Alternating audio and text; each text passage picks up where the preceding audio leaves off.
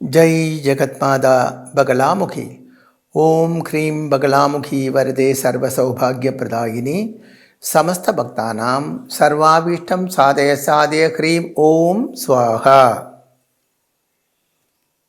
நான் இப்பொழுது ஸ்ரீ சூரியமங்கலம் அத்வைத வேத வித்யாபீடத்திலே உள்ள பகலாமுகி தேவி க்ஷேத்திரத்திலிருந்து உங்களிடம் பேசிக்கொண்டிருக்கிறேன். ஜோதிஷ சாஸ்திரத்திலே உள்ள யோகங்களை பற்றி தான் நம்ம படித்து கொண்டு இருக்கோம் இல்லையா? அதில் பஞ்சமகாபுருஷ யோகங்களில் உள்ள 2 யோகங்கள் ஏற்கனவே நம்ம பார்த்தோம். அடுத்தது பஞ்சமகாபுருஷ யோகத்தில் உள்ள 3வது யோகமாக இருக்கப்பட்ட ஹம்ச மகா யோகம், அதை பற்றி தான் சொல்ல போகிறேன். இது ஹம்ச மகா யோகம் உள்ள ஒரு ஜாதகம்தான். இந்த ஜாதகத்தை பொறுத்த வரைக்கும் நீங்கள் முன்னாடி இந்த லக்னத்துக்கு கொடுத்துருக்கப்பட்ட அந்த லைன்ஸ், அந்த இண்டிகேஷன் ஒரு ஜாதகத்தில் வேறு கலர் போட்டிருந்ததோ இல்லையா? அப்போ சொல்லியிருந்தேன் அதுக்கு ஸ்பெஷல் பவர் உண்டு அப்படின்னு. ஆனால் இங்கே எல்லாமே பிளாக்கு தான் கொடுத்துருக்கோம். அதனால் பவர் இல்லைன்ற இல்லை, பவர் இருக்கிறது. ஆனால் ஹம்ச மகா யோகம் என்ற பஞ்சமகாபுருஷ யோகங்களிலே ரொம்ப முக்கியமான அந்த யோகம் உண்டாகும் பொழுது குருவுக்கு சொந்த வீடு லக்னமாக வராது.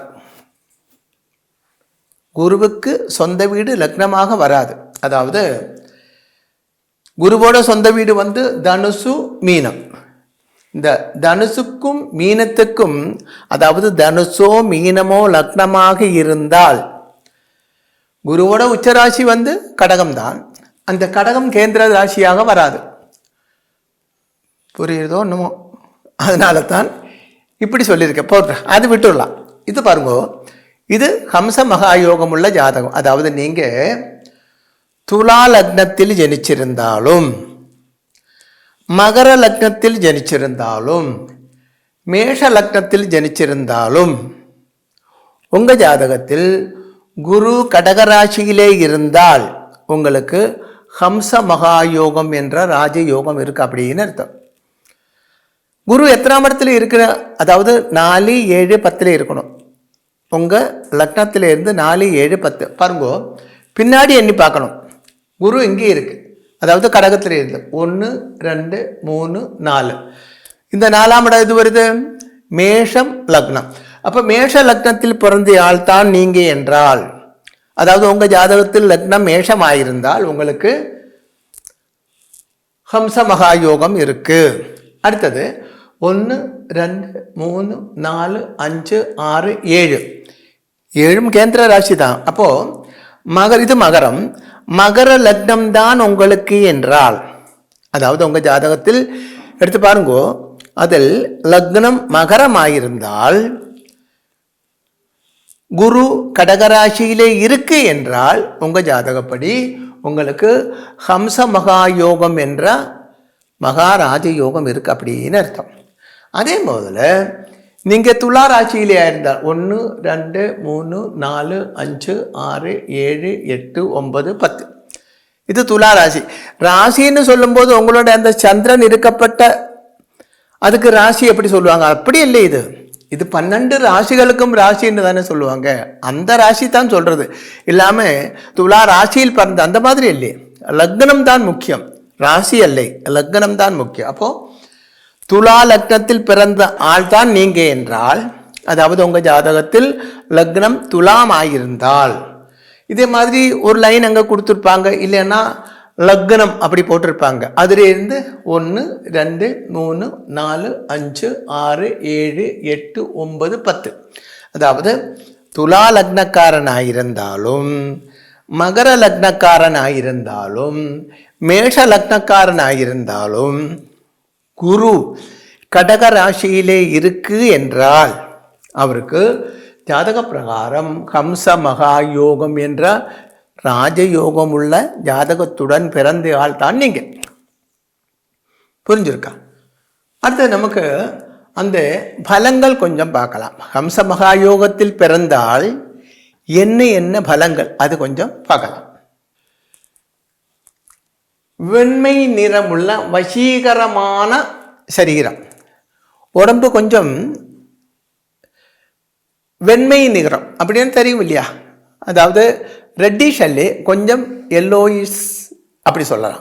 வெண்மை நிறமுள்ள வசீகரமான சரீரம். அந்த உடம்பு பார்த்தா எல்லாருக்கும் சூப்பராக இருக்கே அப்படி ஒரு எண்ணம் வரும்.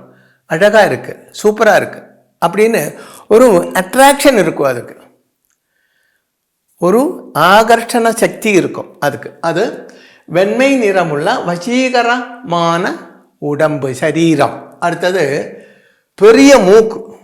இந்த மூக்கு கொஞ்சம் பெருசாக இருக்கும். சிலவரை நீங்கள் பார்த்துருப்பீங்க இல்லையா? அந்த ஃபேஸை விட மூக்கு கொஞ்சம் அந்த ஃபேஸுக்கு சேராத மூக்காக இருக்கும். மூக்கு கொஞ்சம் பெருசாக இருக்கும். ப்ளஸ் புத்தி கூர்மை அப்படின்னா நல்ல புத்தி இருக்கும், ஷார்ப்பாக இருக்கும். இறங்கி டீப்பாக திங்க் பண்ணக்கூடிய அந்த கழிவு அவருக்கு இருக்கும். நல்ல புத்தி இருக்கும் அப்படின்னு அர்த்தம் சுருக்கமாக. சாஸ்திரங்களில் அறிவு, ஜோதிஷ சாஸ்திரம் மட்டுமல்ல, எல்லா சாஸ்திரங்களிலேயும், ஜோதிஷ சாஸ்திரம் உள்பட உள்ள எல்லா சாஸ்திரங்களிலேயும் ரொம்ப அறிவுள்ள ஆளாக இருக்கும். அப்படின்னா சாஸ்திரம் சீக்கிரமாக படிக்கக்கூடிய ஒரு கழிவு இருக்குது அப்படின்னு அர்த்தம். விஞ்ஞானியாக இருக்கும் அப்படின்னு அர்த்தம். அடுத்தது சல்கர்மங்கள் செய்யக்கூடிய மனசு, நல்ல காரியங்கள் செய்யக்கூடிய மனசு. ஒரு கோயிலுக்கு ஒரு டொனேஷன் பண்ணணும், ஒரு ஏழைக்கு ஒரு ட்ரெஸ்ஸு வாங்கி கொடுக்கணும், பாவங்களுக்கெல்லாம் சாப்பாடு கொடுக்கணும், அவனுக்கு வீடு இல்லை ஒரு வீடு வாங்கி கொடுக்கணும். இந்த மாதிரி நல்ல காரியம், கருணையுள்ள மனசுன்னு அர்த்தம். சல்கர்மங்கள் செய்யக்கூடிய, சிலருக்கு நிறைய காசெல்லாம் இருக்கும், ஆனால் 5 பைசா தானம் பண்ண மாட்டாங்க.